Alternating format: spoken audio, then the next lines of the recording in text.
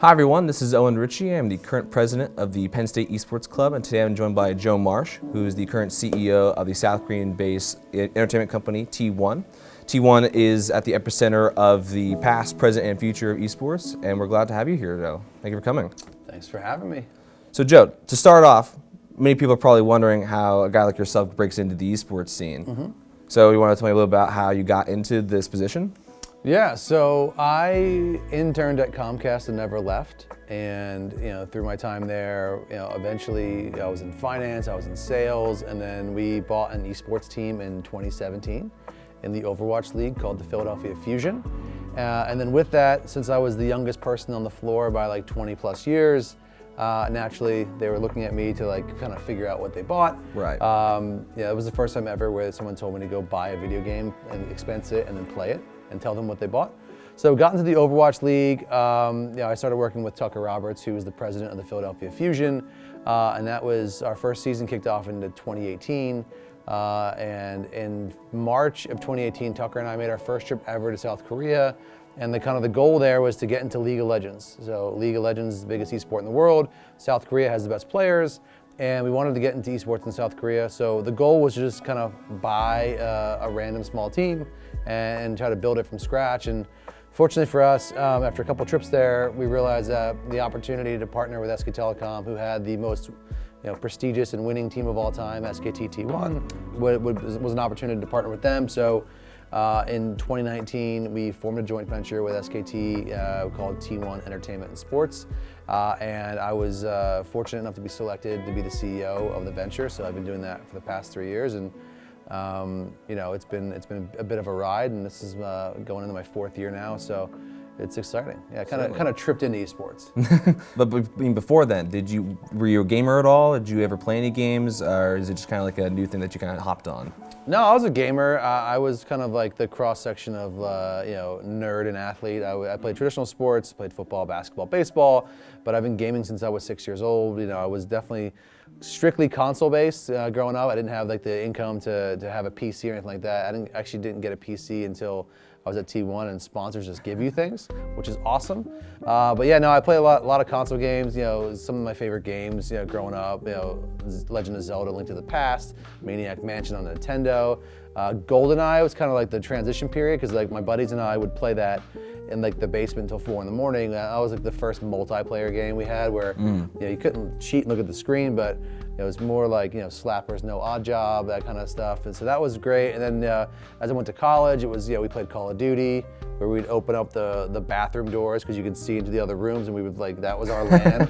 Yeah. So a lot of Call of Duty, a lot of NCAA football, a lot of Madden, and then when I transitioned to T1, a lot of League of Legends, and now a ton of Valorant. A lot of the conversation recently has been, does esports fall under that banner of traditional sports? There's even been discussion about them coming under the Olympics at all. From your perspective, do you consider them in the same bracket as traditional sports? Is that classification even relevant to the growth of the industry at all? I definitely think it's important. And you were an intern, so you kind of saw what goes into making the sausage. But the way our guys in Korea are treated is like traditional sports. We have sports psychologists, we have trainers, we have physical therapists, we have team dentists and doctors, and so the way we've built T1 is very much akin to how you would run a traditional sports team. We have scouting pipelines and academy systems where we're looking at the best 14, 15-year-olds to get into our junior teams to have that pipeline. So I would say in certain games, it's definitely more towards the professionalized feel that you have from traditional sports. But then there's certain games and communities that are much more community-centric. So you look at games like Smash Brothers or fighting games, those are more individual contributors, those are more community-based. I wouldn't say they're the same professional level as the traditional sports, but things like Call of Duty, League of Legends, Counter-Strike, there's so much money being poured into those games that the infrastructure built around those, and Valorant's there as well now, those are much more related to traditional sports. A lot of colleges recently have kind of picked up on this new trend, right? And so a lot of different ones are looking at, do we approach from a competitive standpoint? Do we want to bring athletics into it? Is this just purely a sports standpoint? Or others are kind of looking at it from an academic one, right? They might see like a new opportunities, a new area for growth for streaming and all that, and the kind of the creator economy. So with these two different aspects to approaching the industry, I suppose, what do you think is more important to have for a college? Do you think they should try to, if they want to develop programs, should they focus more on developing competitive teams or trying to build up academic programs? So I think gaming is uniquely positioned for both because at a large university like Penn State, you're already recruiting international students, right? You're applied to from all the countries around the world, and what gaming gives you is, gaming is the equalizer, right? You can be any race, creed, sex, doesn't matter. And a lot of the best athletes are from overseas. So if you're looking to bring in students from other countries to have that college experience and also contribute to the university, gaming is that opportunity. So you can recruit kids from Seoul or China and have them come through the systems and better your esports program while also getting a world-class education at Penn State. So I think you want to have both. I think having an esports-centric curriculum where like you're having an esports degree is not necessarily where you need to go, because what I'm seeing in the gaming space especially is the jobs, and you saw it, like the jobs are not just like, I'm a team manager, I play video games. It's production, content, graphic design, operations, facility management, technology. So there's so many different sectors. You need a much more generalized degree then, because you want people to be well-rounded, because a lot of people, and this is why I give people that haven't had much experience opportunities to interns, because you can't have any opportunities unless someone gives you the opportunity, right? So like on paper, you might not stack up because you don't have esports experience, but what does that mean? Like I prefer to hire people from outside of the esports space because they bring a different perspective. Right. So it's so important for people to have well-rounded skills. People always ask, like, how do you get into esports? It's like, well, you have to have a skill set that you can trade off of, whether that's videography or your graphic design, or you work event operations, or you are a player yourself. And then it's like, how do you parlay that into like making that a much more expanded role? Because in esports, it's still very much operated like a startup. Like you're still, you saw it in Korea, right? Like everyone's wearing multiple hats. Like when we were in Busan, everyone's chipping in, regardless if your department was content or marketing and merchandise. Everyone is all hands on deck and everyone's working together. So it's so important to have that well-rounded experience. And the universities,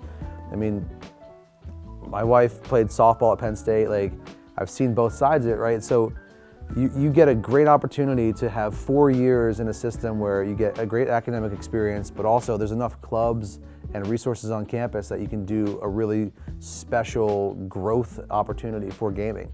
And the debate of whether esports should be in athletics or intramurals or clubs, I think it depends by university. A lot of schools out in California are doing a really great job.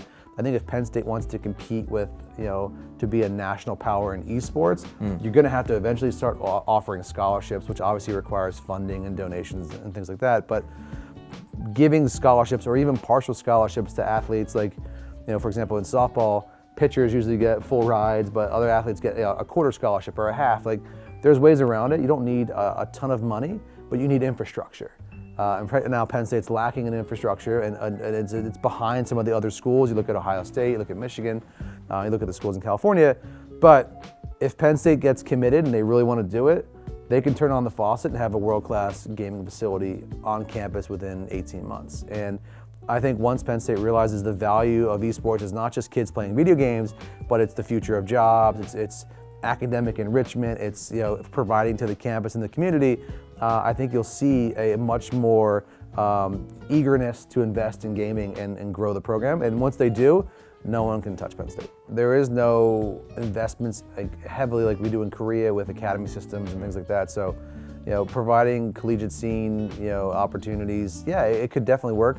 The difference though is if you're a high tier pro gamer, you're pretty much identified by the time you're 17, 18, and you're already in the pros, right, by 18 years old. So it's a little different. There could be the late bloomers, so to speak, but there definitely needs to be a pipeline and an investment into and if the teams aren't going to invest in the academy system, then the colleges need to become kind of the recruiting pipeline. Now, what I think academic institutions won't like is if they have a freshman that's playing in the academy system and then gets plucked out a year later while they have 3 years of academic degrees to complete. That won't exactly feel great because that hurts your academic standing, like graduation rates, things like that. So you have to kind of find the gap. Maybe it's similar to how you get recruited in college, drafted in college baseball, where either you get recruited out of high school or you go to college for a few years and then there's that window. But you definitely want people to, at minimum, earn their associates. You want to be on campus because you also want to experience, you don't come to a college thinking I'm going to leave in a year outside of I'm a top tier basketball player, right? Like football players have to stay for 3 years, right? So, you want to have the experience if you're going to go to a college campus. So I think there's definitely something to be said for kids being, filtered into the pipelines of the LCS or Call of Duty League. But a lot of them, they see the value in becoming streamers or influencers because you can make really good, quick money. But as we've done in South Korea, we're providing second careers for our guys who were pro players, go to the military service, come back, and now they're content creators or coaching. Here in the U.S., there hasn't been that big transition, or at least at scale. And I think for a college pipeline to pro to work, you really want to invest in the kids for 4 years and then provide them opportunities, whether that's through internships or obviously playing competitively with their teams on the collegiate scale. But I don't think you want kids coming to school at Penn State for a year and then leaving, or any school. So I think figuring out what the right mechanism is. But yeah, it's certainly going to be a pipeline because no one's doing it. In South Korea, I have 3 different teams plus an academy system. So we are the pipeline. But in America, their pipeline is poaching kids from my pipeline. Yeah. So you want to see more Western-based kids getting into the LCS and getting those opportunities because everyone says, Korean players are the best, but they're the best because at age 8 they're playing games, and by 9th grade they're dropped out of school and they're in an academy system. Right. And in Korea, from a parental standpoint, parents are fine with kids leaving school at 9th grade, just like Faker did and Deft has done, because gaming in Korea is a means to an end. You can make significant amount of wealth for your family, and you're providing for them. Whereas in America, as we all know, your parents, you're going to college, you're gonna get your degree, you're gonna get a nice 9-to-5 job. Going to them at 9th grade, I'm like, hey, I'm leaving, and I'm gonna go sign with an LCS academy team. That's not a conversation that's gonna be natural or heard, because culturally it's different. So it's gonna take an education process for that to even feel right.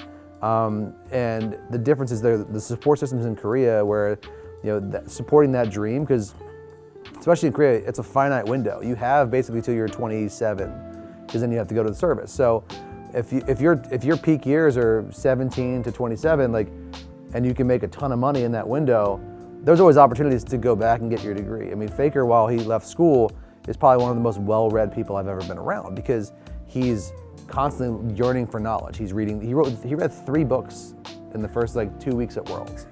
He's just constantly reading. He's not looking to watch TV. He's not playing other games. Right? He's focused. So there has to be some kind of way to do all of that.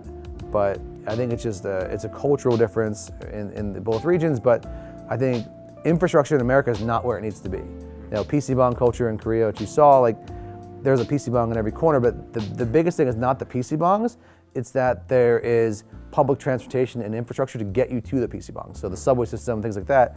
In America, you have to get in the car and drive. So if you don't have a car and you're not going to spend all the money on the Ubers, there's no ability to kind of grow unless you have a PC at your house. So that's where other countries have an advantage over America in growing esports and competitive gaming is infrastructure outside of computers. It's things around it to get you to the infrastructure. So we have to improve that, and on top of that, have to have the work culture and ethic to go through all that process and put the work in. Even look at the collegiate experience in Korea versus the US. I could go to Seoul National University or Yonsei or one of the other big schools and trip into highly competitive gaming equipment. At Penn State or other schools, you can't find that, right? We joked about you guys having stick drives of the league and putting it on there. The difference is it's infrastructure and opportunity. Without the infrastructure, there's no opportunity. So then you have to go seek the opportunity somewhere else, right? So I think for the U.S. to catch up, again, I think we're obviously like 10 years behind, but investing in infrastructure, at universities or outside and third parties, so companies like Belong Gaming or Nerd Street Gamers, like they're building the infrastructure, but then there's the lack of infrastructure to get to that gaming infrastructure. So, you have to put the PC bongs or computer labs, for lack of a better word, where they can reach critical mass that don't require you to drive places, like the walkability of it all. So if you go drop a nice PC bong on Atherton or College Ave, like what do you think the volume of people would be? It would be huge, right? So whether the university does it or not, like there's opportunities to drop those in like you would in a major city, because in State College, like that's what Penn State becomes once you have 40,000, 50,000 students here. Is like people have different interests. You have plenty of ball fields. I drive by, I see football, baseball, soccer, basketball. It's all great, but you don't see anything with gaming related. So if you get the infrastructure and put it, whether it's university sponsored or not, that'll give people opportunity to practice and play. The barrier to entry for gaming is significantly higher versus traditional sports. So you look at basketball, it takes a hoop and a ball, right? PC, you need a $3,000 computer with amazing internet. And not everyone has that. And you have to build that and invest in it. And once you do that, you have it, then you develop relationships with the gaming partners. We have a great partnership with Omen and for the PC side, and Samsung on monitors. Like, it's so important to get that infrastructure and opportunity. Once you do that and you build it and you have the infrastructure, it's like, okay, now I have the equipment, and now how do you play? Well, luckily for us, our games are online. So I don't need to bring a 5-stack with me like you do to play pickup basketball when you're just shooting by yourself. You can go online and log into the server, and then you can play with anyone anywhere. And I think that's what separates gaming versus traditional sports. Even when, in 2020, when COVID shut everything down, gaming was the only thing that didn't shut down. We just moved from in-person to online, and I think our game grew. Our viewerships went through the roof. The competitive play didn't really suffer, and traditional sports were watching us play. Yeah. I think NASCAR did live sim racing with iRacing and had like 1 million people watching it on traditional TV, because that's the way to cover, because racing couldn't happen, but digitally you could race. So we have some competitive advantages over traditional sports.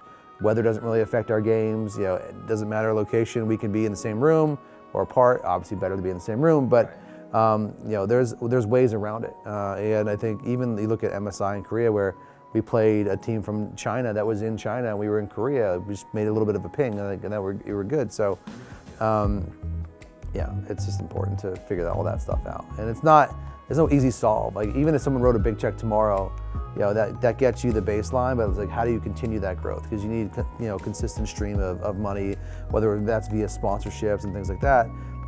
It's not just a one check and then go away. You need to be able to consistently invest in it like you would anything else at the university. And obviously here at Penn State, like we're always building something, right? I drive by a crane every other street, which is great, because like when my brother went here in 1999, completely different campus. I mean, I think there's roads that you can't even cross there anymore because there's buildings now. Yeah. So we invest in facilities, we invest in academic institutions. We can also invest in gaming while we're building those beautiful buildings, and you'll see an influx of students flocking to Penn State, and they can contribute to the community both academically and from a gaming standpoint, and it actually betters the community. We also need more Korean food here. I only saw like one restaurant, and so like oh yeah, I can show you the way there, but yeah, you need, that's part of the infrastructure too. Is like part of the reason why Korean players don't like coming to the U.S. is because there's not that infrastructure. It's not necessarily about the food. It's about having other Korean people with them, not just like the translator that they have. So it's like teams are starting to figure that out. You've seen Team Liquid do that with an all-Korean roster, FlyQuest doing that with an all-Korean roster. They're finally figuring out what makes us so special is that, and you saw it, like we have the Korean families around the players. Like the infrastructure back in Korea, it's like not only do you have your friends and your teammates, but like your parents are a short train ride away. Like it's not just like you have to see the same two people. It's like you have that bubble of people that you can work with, which is really important. Yeah, certainly. Dude, I'm building a PC bong in Korea right now. We're building a PC bong. Really? Yeah. It's T1 PC bong. In Gangnam or like? No, it's a little bit away, but still in Seoul. Okay. And we have our own little stage there. So We have 240 PCs. This is different than the one. Oh, okay, so because I know you renovated the one in the building behind. So that's our academy. Yeah. So that's open, by the way. The coffee shop's fantastic. Nice. It's really good. Nice. That's just open. Yeah. So we have a 5-on-5 little stage there. Okay. No, we're building a PC bomb. That's so cool. Yeah. It's so like cool. $1.6 million investment. We're going halvesies with like the top PC bomb operator. We have 240 PCs. We have console game space, and then we have a little stage, 5-on-5, raised with monitors you can watch, and then people can come boot camp there or whatever. Which I'm sure like now every PC bomb's gonna have a stage on it, because why would they have a stage for it? Yeah, you have to. But that's the level of investment it takes. Also, like, we committed it. It'll be done and built by mid-January. It's like December 4th. Wow, that'd be Korea, crazy if we had that kind of infrastructure. Well, in Korea, I mean, but they built our HQ in 6 months. That's so nuts. They just moved. I don't understand. Yeah, it's just insane. It takes what was it, PennDOT, like 4 years to renovate North Atherton. Like it was like what? It's already ruined, right? I just drove over this awful. morning, like rumble strips everywhere. Like, It's so bad. Yeah, become the gaming hub. There's no hubs of gaming on the East Coast, right? Like, no. Yeah, people go to New York once in a while, but you can't get those venues very often. Like, we couldn't even get Madison Square Garden because the Knicks were in town. Hulu Theater or whatever. Post Malone. Post Malone was we were in there. Hulu Theater, like under the basement for 5,000 seats. That's sold out, right? But like, we would have sold out Madison Square Garden. We did it before. How important is to have that kind of spectator experience in developing infrastructure in the U.S.? I think it's very important. I just came off of the World Championships in League of Legends where we were at Hulu Theater, sold out 5,000 seats there. We moved to State Farm Arena in Atlanta, sold out 16,000 seats at a basketball stadium. And then we went to the finals in San Francisco and sold out the Chase Center over 20,000 seats. So there is, people always say like, oh, like why would I want to watch someone play video games, right? And I would counter that with, why do you want to watch someone play basketball? Why do you want to watch someone play football? Because you want to watch greatness, right? You want to watch someone at the best of their sport, compete live. And the live spectator aspect, and the emotions and the insanity of live events is akin to traditional sports. Whether it's 107,000 people at Beaver Stadium or it's someone at the World Series or at the League of Legends World Championships, the noise level is like traditional sports. It's so loud.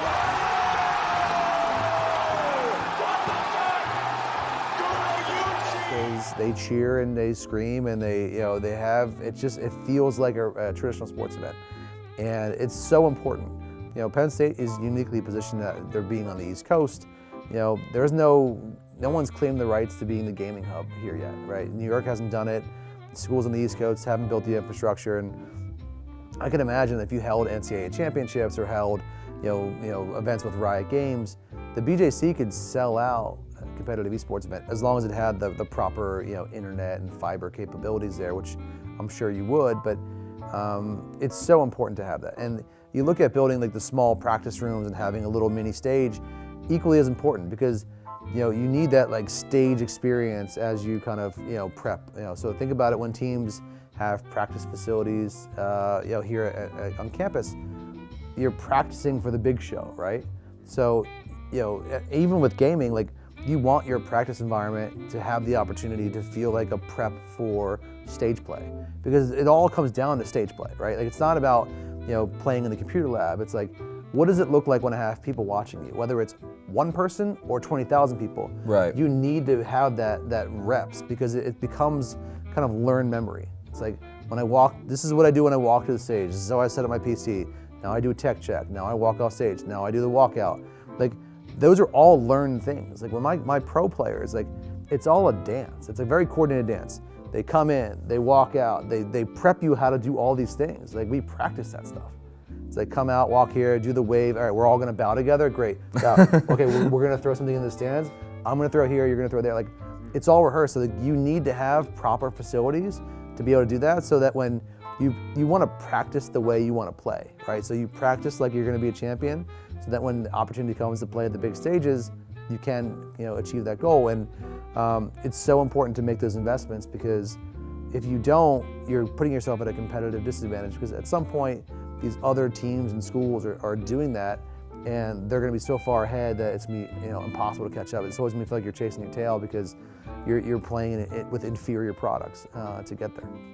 I think a lot of kids, even if you're not a top tier, whether you're going to be a pro player or a top collegiate player, gaming's for everyone. Like I'm a silver level player. My daughter is ranked higher than I am at this point. Really? Which is like horrible to say, but we're still able to play together. You can play in those low silver, iron, bronze lobbies. Like just like traditional sports, the more you play, the better you get at something. And I think learning the nuances of the game and like whether it's agents or heroes or champions, like learning the language and terminology, that helps you because when you're playing games, you're watching broadcasts, that allows you to kind of get better. If you watch VODs or watch streamers and or pro players, I never played League of Legends in my life up until 3 years ago. Yeah. But with that, because I get to run one of the most successful teams of all time, I get access to scrims. I get up at 2 in the morning, 3 in the morning every day,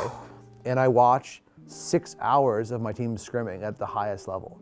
And by doing that, I'm still a trash League of Legends player. Like no, I am an iron like for life. Like there's video of me playing in Korea on the which is the Korean server is like the toughest server in the world.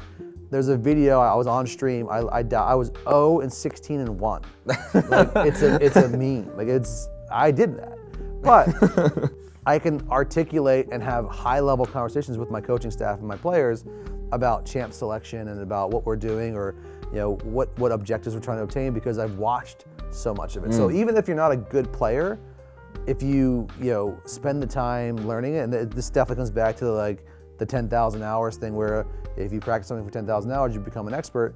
It certainly holds true because I can't play, but from a mental capacity standpoint, I can understand what's going on. I can see like maybe we should be doing this, and that. It helps me when we're signing players or coaches or who's going to be a good fit for our organization. So even if you're not a top tier pro, you can still get into games. You can love the game even if you're a low level player. You can watch it and you can have those armchair quarterback conversations, whether it's on social media or in person. Yeah. And I think there's a lot more opportunities for people in gaming to have those opportunities, to have those discussions versus in traditional sports where it's like, oh, I don't want to hear from you because you're not whatever, an NFL player.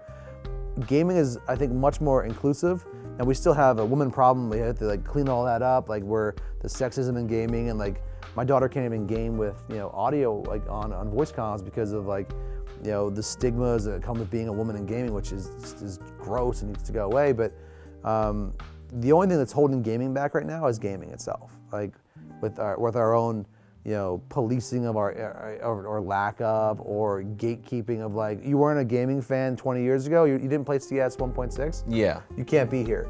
Like that stuff has to go away for like gaming to kind of really take a foothold. And it's not to say that traditional sports don't have their own problems or sexism or racism, things like that.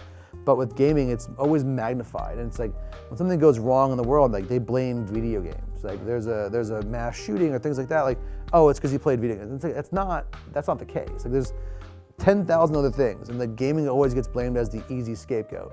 So I think like part of it is it gets a bad stigma from traditional media and people not in the know. If parents only hear negative articles about games and they don't hear all the positive aspects. Like, games can bring people together. Games have helped people get married.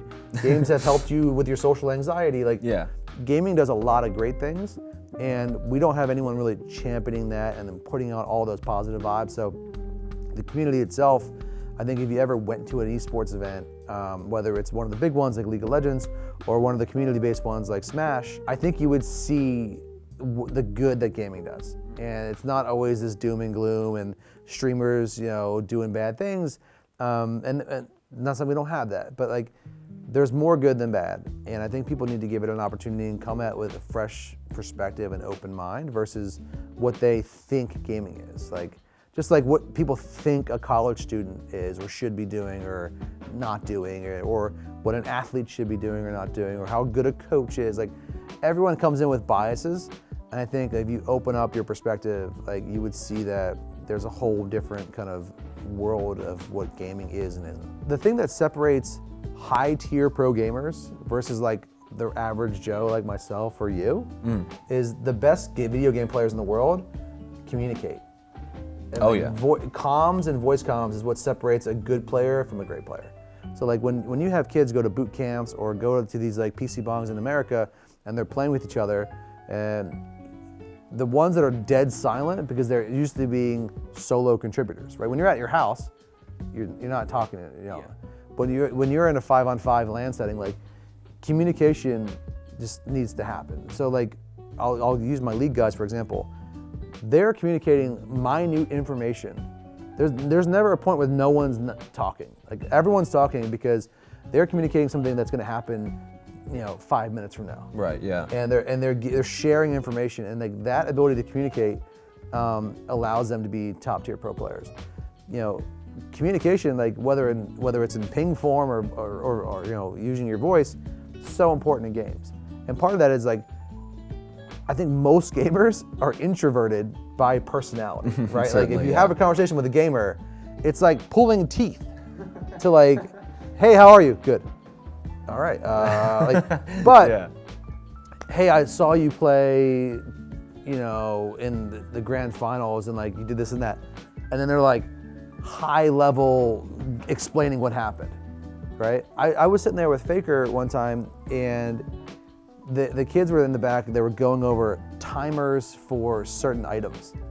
And without even I would be using a calculator for this point, they were like, what about this item and this item? He's like, 6 seconds. Like he would like knew, because it's, again, a lot of the video games like League of Legends and Valorant are complex math problems. There is more than one way to solve them. And just because like you can have the same 5 pieces, but because of the way Riot builds their games, it's like solving a Rubik's Cube. There's a bunch of different ways to do it, and it all depends on how you're looking at the problem and what side you're viewing it from. And I think once people realize that the video games are actually more academic than they are just playing video games, they'll realize that like you're using a high mental capacity to solve these problems and play at a high level. I think you have to like what you're doing. I think that's always important, because if you love what you're doing, it's not really a job. And I've felt that way since I got into working at Comcast when I was a senior in college.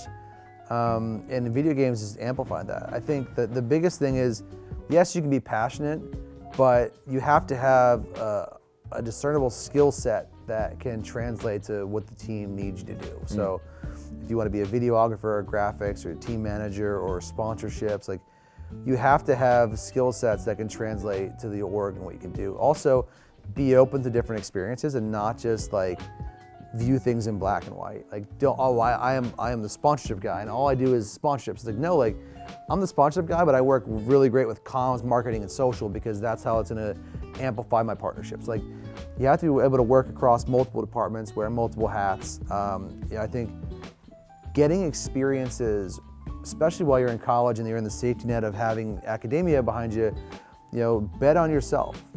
I told you, you want to intern at T1, like you have to come to South Korea, and like I'll give you the standard internship wage, and like bet on yourself. And you were like hesitant at first because you're like, I have to go to South Korea, like I don't know where, and then you went, and like I would think you would say you had a pretty positive experience. I would concur, yeah. Yeah, so like a lot of that is like opportunities. Like there's a handful of orgs that you would want to work with that can give you those positive opportunities that are big enough at scale that can translate from internship to job to, and then ladder runging it all the way up, right?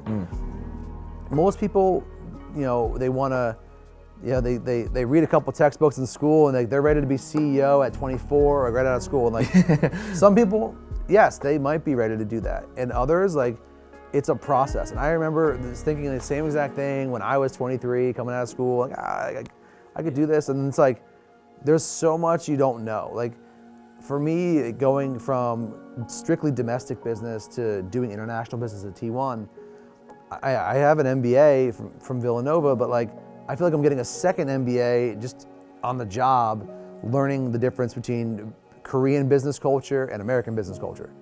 And, completely different, as you've seen. Like, so I think people have to be open about experiences and like betting on themselves while they're in like the bubble of college, where you can take those risks because like, most likely living at home at some point, like you have the safety net of school, jobs here, you still have a few more years. Don't wait until your summer of senior year to like do something, join clubs, look for internship opportunities, volunteer if they're not paid. But I think at the most part, like most people are paying at this point, which is good. When I interned, there was no pay, but now people pay. Most of them do, but trying different things like when you're in school, so you know like what you do and don't like. Because right now you can formulate an opinion, oh, I don't like this, I don't like that, but you don't know until you try something different and you're like, oh wait, I actually do like working internationally. Definitely. Right? So it's like betting on yourself is the biggest thing. Like and don't hope that someone's gonna open the door because you went to Penn State. It's like in gaming, it's like you're neutral with, you're actually behind other kids that go to UCI or UCLA or Ohio State, like Michigan, like the people that are investing, even some of the schools that you've never even heard of that are investing a ton of money in gaming, right? Like they have a leg up because people are like, oh yeah, I know they have a good, esports team. You have to bring the kind of the esports as well as the academics and kind of merge the two and like leverage that network of Penn State. Like that's the biggest thing we have as Penn State students. It's like, hey, the alumni network at Penn State's second to none. It's like, I guarantee you can trip over a bunch of people that are in gaming. It's like, reach out to them and don't be transactional with those relationships. That's the biggest thing for anybody. It's like, don't call me when you need something. Like, that's the only time I hear from you. It's like, yeah. I used to run the internship program for us when I was at Comcast Spectator, and I was like, guys, like, here's your opportunity. But like, if I only hear from you like 3 years from now when you want something, like, that's not good. Right, like, yeah. Constantly stay in touch. And the ones that stayed in touch, I've helped them get full-time opportunities. Like I've been recommendations for them. Like people have to realize like you can't just be transactional in any business, but like especially in gaming, don't be transactional with relationships. That's the most important advice because like if you're only approaching someone with like what can you give me, it's like how can you be of value to them as well? Like it should be reciprocal, right? And I think that's something that gets lost on people because like everyone's so set on like I have to work, I have to do this, like I want. It's like step back and view like, hey, like how can I be of value to T1 or Team Liquid or Cloud9? Like, right. What skill sets do I bring? Like, this is why I would be a benefit to your organization. This is what I can bring. And don't just say, I can bring passion because I love games. I'm like a season 6 follower. Like most people when they meet me, and one of the first two things out of their mouth is like, I love Faker or I've been following the team since season 2 or 3. And it's like, great, but what? Like, and it's like, yeah, that's great that you follow, but it's like, what else do you do? Like, what do you like? Like, how can you help T1? Like, they ask the questions like, hey, what's T1's big initiatives next year? Like, you'll realize that like Faker's launching his company, or we're gonna expand into Japan. Like, all these different, it's like, oh, I speak Japanese, or oh, I have connections here, or I could do, it's like, by asking questions, then all of a sudden like the onion starts peeling back, and like, oh, instead of just like being super surface level. Like I think that's the biggest thing. And then I know it's very hard to have like in-depth conversations with people, especially when you first meet them. But like, I like, you guys took speech class in college, right? Did you have, yes. So like, I remember in speech class, it was freshman year, and I'm like up there, I'm in a class of like, it was like 20 kids. And I get up there to give my speech, and like, I was like walking to like the front of the room, and I'm like, I don't have a problem talking. I've always been like a class clown, and I can talk and whatever. Yeah. But like public speaking is like, it's nerve-wracking. And I remember I got up there, I was like looking at the wall, and I was like, all right, like getting ready to like go and turn around and like do my speech. And I was like, these guys have no idea who I am. I was like, so who cares what they think of me? And it's like, so the once I realized is like, you can't worry about what everyone else thinks about you. And like as a public figure, I get the worst of it and like the best of it. Like, so like I've seen it both. So I'm like, once you stop worrying about what everyone else thinks and you just be authentic to yourself and like drop the guard and like just do it and just perform, you'll realize that there's so many more opportunities out there. Yeah. And I remember in that speech class, I was like, whatever, I'll just like give it a shot. And like, I was great at it. But like, I was nervous, even for someone who likes to speak and like doesn't mind talking. I'm like, what are these 20 people gonna think about me? That's like, yeah. And then I realized those 20 people have the exact same fears I have. Because like, they have to do the same thing. So it's like learning that. So yeah, again, don't be transactional in relationships. That's the key part. Even if you don't want to go international for your career, the time to try international out is while you're in school. And like, again, you have the safety net of coming back to school. You don't have to stay there forever. Also, most big esports orgs, whether they're in the EU, China, Korea, America, they all view everything globally. So you look at the top teams like T1, Fnatic, G2, Cloud9, Liquid. They have touch points and tentacles in most regions. So whether you want to be international or not, like you kind of are gonna be anyway, because like that's where everyone's doing business. So I think it's certainly important to network. I think it's important to like, even when you're applying for colleges, to like look at alumni networks, look at where people are, like look at LinkedIn, which is like now like a cesspool of like just people like posting like their many like thoughts, and like everyone's a thought leader on LinkedIn now, but weeding through that, finding out where people's jobs are, where they started their career, like look deeper than like where they are now. It's like, okay, yeah, they're the CEO of whatever, but it's like scroll back down, it's like, oh, they were like the team manager. So it's like, oh, okay, like, but yeah, definitely making those connections and being open to opportunities. Again, like, don't close yourself off of what you think you want to do. Like, I wanted to be in sports marketing when I was 18. Like, I guess I'm there. Like, I don't know. Like, it's just a roundabout way. Like, we all have an idea of like, oh, I want to be X, Y, and Z. And it's like, open yourself up. I think you had a good enough experience when you were in Korea that like, you want to go back, right? Like, it was just like, but like prior to that, like, did you like ever think you wanted to go work in Korea? Definitely not. No, right? But like you were there, and like, I think part of it for you too was like, you were in a good org with a lot of good kids around you too. So like you had a crop of interns that were like, you guys gelled, you got to go like enjoy the life of Seoul, the work culture in Korea, which is completely different than America, certainly, to be honest. Yeah. Like, so like, you got to experience that. I think people need to be open to that, because it'll allow them to have a bigger board to play with versus like, I want to work in the state of California and I want to work for these 3 teams, and it's like, I want to do, it's like, so now you're looking at that. It's like, instead of like, I want to work in the gaming ecosystem. Yeah. And then, is it the publisher side? Is it the distributor side? Is it the team side? Is it content creator management? Is it like the agency? Is it sales? Like, there's so many different tentacles that touch gaming. It's not just teams and publishers. There's a lot of opportunities, and like opening yourself up to that, like looking at the different, it's very much akin to like when people were mining for gold way back when. You know, someone's selling you the helmet and the pickaxe and the little tin to get the gold.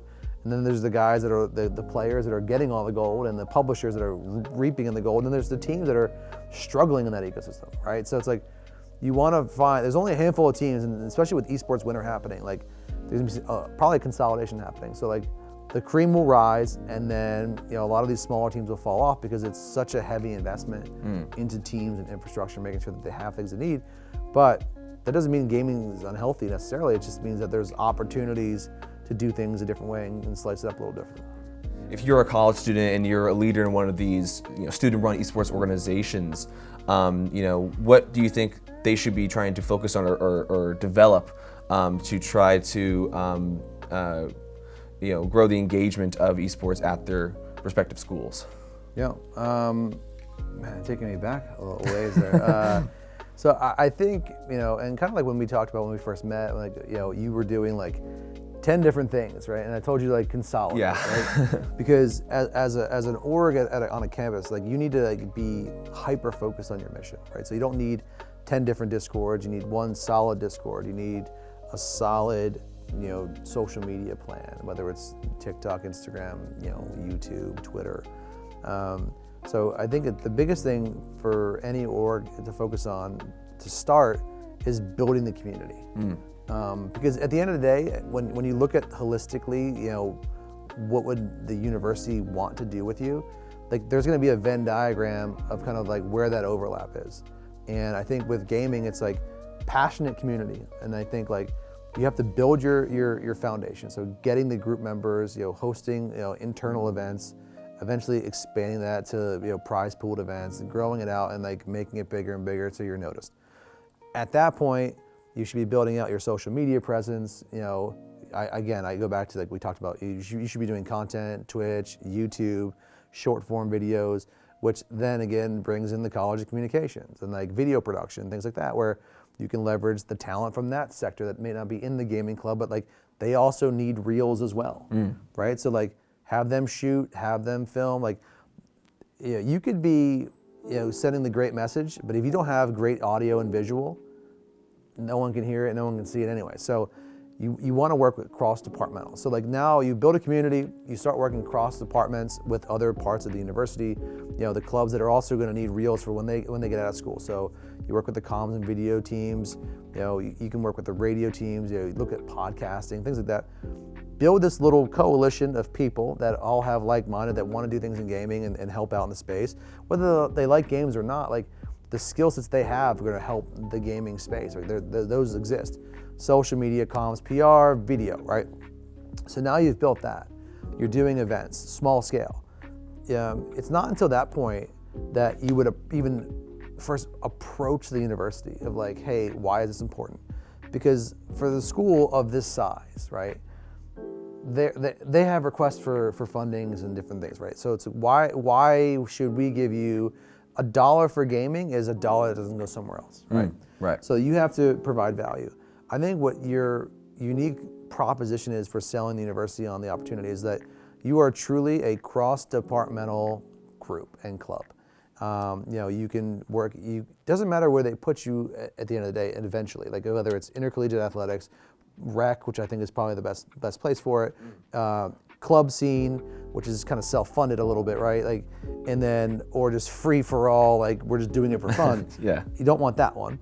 But if you could show the university that you have both the ability to work across the different departments, which shows connectivity, is enticing for both international and national students. So like, it's not just the kids that are from Pennsylvania, it's about kids that are from international have an opportunity to work seamlessly with the kids that are from Erie or Harrisburg or whatever. And then it's like, okay, so 2 core missions of Penn State, like getting international students and students from the US, they're all coming together. And now you have a club here that works with the exact same mission of them, and it's academic based because you're looking to leverage opportunities for internships. It's academic based in the sense that it's working with different departments that they're already offering degrees in. And eventually, the right professor or advisor is going to see that you can create a whole new degree program, whether it's a minor or a major, in and around the gaming space. You get people like me to come through, and I'll be a professor for you guys, and I'll put glasses on and everything, look sharp. But you can build an academic approach to it that's wholly unique to Penn State, and not just a money grab for, I have an esports program because it's a popular word, here it is, pay me 30 grand. It's like, no, I have a robust esports academic curriculum that allows me to provide the opportunity on the educational basis, provide the practical real world knowledge, because here at Penn State, we're doing esports events. We're doing small scale, and then twice a year, we're doing Penn State Opens that go into the BJC or go into one other parts of the school where now we're selling tickets, and now we're generating revenue, and now we're leveraging sponsorships for Learfield Sports. Like we're doing all these things, and oh, by the way, we have a great internship pipeline with some of the best teams, orgs, video game publishers, management companies in the world, that our students are getting real world firsthand experience while they're in school, and our job success rate is XYZ. And oh, by the way, like you should give us an opportunity with some funding to do this, and this is what we can bring you, and we can accomplish this in the next 4 years. Absolutely, yeah. The biggest thing for you guys, because you guys were only here for 4, maybe 5, more if you're Tommy Boy, maybe 7, but you need to recruit the right kids to your program, and don't just let everybody in that wants to, because not everyone is going to be contributing members. You need people that are going to contribute for that 4-year run, because as you cycle off as president, someone has to take your slot, and they should be prepped for the first 3 years. You'll see who's going to rise on the leadership side, because you can kind of see that kind of early on. They want to help out when they're young, and they keep moving up. So you need to build a team of kids that really care about the space, because there's no money in gaming right now for you guys. It's just this is a passion project. You're worried about academics and everything else. So how do you balance that? And it's always a balancing act. People ask me how do you work internationally and domestically? It's time management. It's compartmentalization is the best skill I have, because I can compartmentalize things I have to do in Korea, the US. You have to be able to do that. Same thing with college, and I think most of us learn that in college. It's okay, I have a test on Tuesday, it's now Monday, but I also have my event. You have to really not let things slip. So it kind of teaches you time management, because you can't wait and we're all going to cram overnight and write papers the night before, but like it teaches you like to spread it out and like really kind of divvy up your workload so that way you can be a contributing member to your team. Definitely. So with the university, once they realize that you can help bring in international students, they can work with your program, they can work across departments, you can be a revenue generating unit on a small scale. Right? Then it's like it could be a showcase piece for the university, which again, circle of life, more students come through. Right. So schools that have esports right now that have the pipelines that I just talked about that don't have the academic pedigree at Penn State are getting higher enrollment for these gaming opportunities because they're offering scholarships and things like that. If Penn State gets there and they see the value prop in the Venn diagram, they see like all these overlaps, now they're like, okay, how do we invest? And like with Penn State, we have such a unique alumni base and donor base that once you find the right one that flexes it, all of a sudden some funds are unlocked. Now you have your infrastructure in the next 12 to 18 months. You're doing the events, you're doing everything you're saying, and you're delivering on the word that you promised the university, and you built something that's sustainable. Because what they don't want is, Owen's great, but then Owen leaves and like the next crop wasn't prepped by Owen. Yeah. And it falls apart and it's a mess. Like you have to build the sustainable ecosystem to do it all. If you do all those things, the university would see it as a value add to them, to the university, to the campus, to the community, and make that investment. But you have to invest at the very core level in your gaming group and make it solid. You can't build a house on shaky foundation.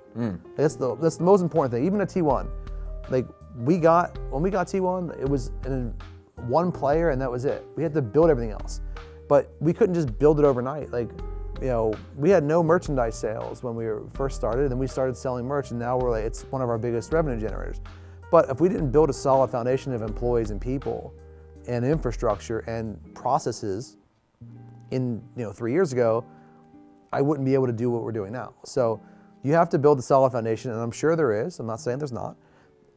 Once the solid foundation, then you add to it, and then, and only then, at that point, you go to the university and say, this is what I can bring to you. And not just say, like, give me. Because that's what they don't want to hear. Everyone's sticking their hands out. If you go there with a fully baked cake and like, hey, this is it, this is the plan, this is how we do it, and this is the timeline, you're doing the work for them, you're showing that you're serious about it. I think that's the biggest thing. Yeah, that's super insightful and probably very, very helpful for a lot of students out there. Right. Here to help. I want to thank Joe Marsh for coming in. It was very insightful, and I think we all learned a lot. And we will see you again soon. Thanks for having me.